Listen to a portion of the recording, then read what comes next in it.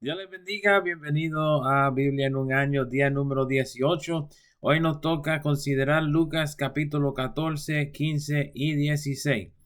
Lucas 14 comienza con la sanidad de un hombre hidrópico en el día de reposo. Hidropesía es una condición en la cual el cuerpo retiene un volumen exceso de líquidos causando hinchazón, típicamente en las piernas. Aparentemente este caso de hidropesía era bastante severo para que Jesús usara el caso para cuestionar la práctica del fariseo en cuyo hogar está. Semejante al caso con la mujer encorvada, Jesús asegura explicarles el porqué de su obra de sanidad en el día de reposo. Mientras Jesús está en esta casa, da varias enseñanzas más. Primeramente, con una observación de quienes fueron convidados a la cena. Jesús observa cómo tomaban los asientos más cercanos al huésped de la fiesta, cuales eran típicamente asientos de honor. Jesús, aunque aparece estar sentado bastante cerca del huésped también, hace la recomendación de humildad, que se ve mejor que el que lo convidó le diga que suba más cerca a que le tuviera que decir que se moviera más abajo porque otro más digno que él había de ocupar su lugar.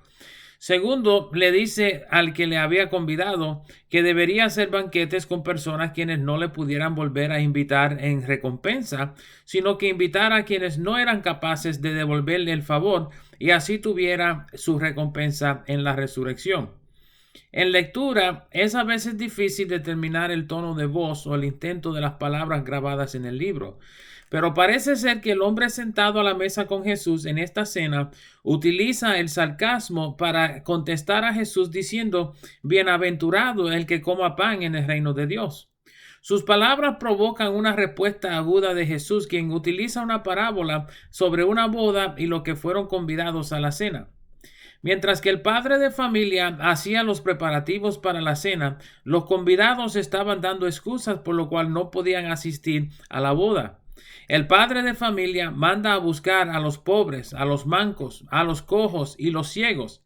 Interesantemente, todos estos hombres hubieran sido despreciados por la sociedad, cual tenía a una teología de retribución, y pensarían que estos hombres recibieron enfermedad en su cuerpo o eran pobres por algún pecado que cometieron. Ni aun así se llena la cena y el padre de familia manda a los siervos para forzarlos a entrar. La parábola termina con las palabras de Jesús que ninguno de los convidados gustarían la cena. La parábola parece ser una reprensión del pensamiento religioso de los fariseos y otros que pudieran haber estado en la cena. Esta parábola va en línea con las enseñanzas de Jesús que el evangelio sería entregado a los gentiles por causa del rechazo de Israel. El próximo segmento es un análisis de lo que cuesta seguir a Cristo. Las palabras de Jesús en este segmento son fuertes. Cuando Jesús habla acerca de aborrecer a padre y madre, utiliza una palabra griega, meseo, cual significa literalmente amar menos que a otro. O sea que Jesús literalmente les está diciendo que deben amar a Jesús más que a sus familiares. Obviamente esto sigue siendo una condición de seguir a Jesús y muchos son afectados por los deseos de su familia encima de su amor a Cristo. Similarmente, cuando Jesús dice al final del segmento que debemos renunciar todo lo que poseemos si queremos ser su discípulo, está haciendo referencia al hecho de que el que anda con Cristo realmente no tiene derecho a nada propio, sino que pone todo lo que posee a la disposición del Maestro. Recuerden que este fue el problema con el joven rico. No es un mandato a ser pobre, sino un mandato a no ligarnos a las riquezas, porque en cualquier momento el Señor puede solicitar lo que tenemos para beneficio del reino. El capítulo termina con una amonestación a mantenerse fiel como sal para no ser desechada por falta de sabor. El capítulo 15 contiene tres parábolas sobre cosas perdidas. Comienza con la parábola de las 100 ovejas. Noten que esta parábola es en respuesta a la protesta de los religiosos que Jesús pasaba demasiado tiempo con pecadores y cenaba con ellos. Es probable que las tres parábolas de este capítulo fueran en respuesta a esa protesta nada más. Las ovejas son animales comunales y mientras estén juntos están más seguros. Pero una vez perdida, es difícil que vuelva al redil sin alguien buscarla. El punto de Jesús es que el reino de los cielos no rechaza a los pecadores, sino que hace todo esfuerzo para encontrarlos donde están. Noten las palabras de Jesús, que hay mayor regocijo en los cielos por uno que se arrepiente que por 99 justos que no necesitan de arrepentimiento. Luego Jesús entra en la parábola de la moneda perdida. Un dracma era el equivalente de la labor de 2 días de trabajo. Aunque tal vez parezca significante, debemos notar que el valor presente de un dracma sería de unos $20 hoy en día. Piensen en la labor de esta mujer, notando que el aceite también era valioso para quemar, para buscar o conseguir esta moneda. Y luego que la consigue, invita a sus amigas para gozarse con ella cuando la encuentra. Este es precisamente el punto de Jesús, quien ha enfocado una gran parte de su ministerio en buscar a aquellos quienes el mundo veía como insuficientes o de insuficiente valor para ser buscados. El capítulo termina con la parábola del hijo pródigo. Es importante notar que la parábola, como hemos explicado previamente, no es una alegoría.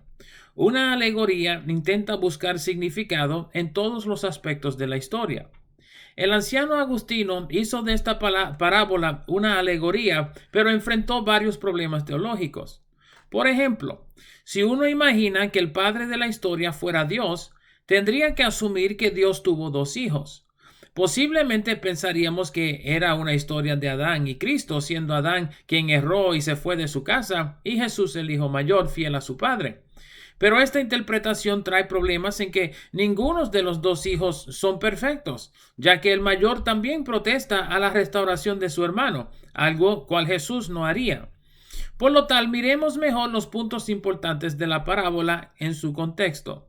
Primeramente, que era una deshonra al padre el que su hijo le pidiera la herencia antes de su muerte. Segundo, que se fuera a vivir a una provincia apartada sería motivo de desheredar al hijo y nunca volverlo a recibir en su hogar. Tercero, que el joven vivió perdidamente gastando su herencia sobre placeres pasajeros. Cuarto, que cuando viene el hambre a la tierra, el joven se encuentra trabajando para un ciudadano cual apacentaba cerdos.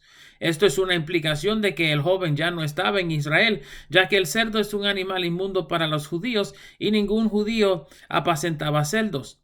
En la parábola de Jesús, este hombre recibió a su hijo de regreso luego de haber estado en lo más vil del mundo. Lo recibe, lo lava, lo viste y le tira una gran cena. Pero la historia no trata solo del hijo pródigo, sino también del hijo mayor, cual protesta ante las acciones de su padre. Las palabras de su padre son una amonestación de Jesús al pueblo de Israel para cuando el evangelio se predicara a los gentiles. Por ende, debemos entender que la iglesia no reemplaza a Israel, sino que entra en conjunto con Israel como el pueblo de Dios. Lucas 16 inicia con una parábola invertida. Digo que la parábola es invertida porque no trata acerca del reino de Dios, sino del reino mundial. En la parábola, el amo halaga las acciones sagaces de su mayordomo, aunque eran injustas. Noten las palabras de Jesús en el verso 9. Las moradas eternas, cuales menciona Jesús en este verso, no son las moradas celestiales. Su indicación es que quien depende de acciones injustas en la tierra, tendrá su lugar con los injustos en la eternidad. Siguen sus palabras para amonestar sobre las riquezas. Noten bien que Jesús dice que ninguno puede servir a 2 señores, mencionando a Dios y a las riquezas como 2 amos. Luego Jesús habla acerca de la ley y el reino de Dios, mencionando el lugar de la ley entre el propósito de Dios. Debemos recordar las palabras de Jesús, que no vino para quitar o abrogar la ley, sino para cumplirla. Hay una referencia breve sobre el divorcio y luego Lucas entra en la consideración de Lázaro y el hombre rico. La historia al final de Lucas 16 parece ser una historia verídica y no una parábola, ya que utiliza el nombre propio de Lázaro. En ninguna de las parábolas Jesús utiliza nombres propios. Esto nos hace pensar que Lázaro fuera un mendigo conocido por los que estaban escuchando a Jesús. Igualmente, es posible que el hombre rico haya sido conocido por los hombres, por lo cual no era necesario mencionarlo por su nombre. De todos modos, la historia nos da detalles explícitos de la eternidad y la desesperación de quienes mueren en la injusticia. Espero que disfruten estos capítulos y nos veremos por estas partes de nuevo mañana.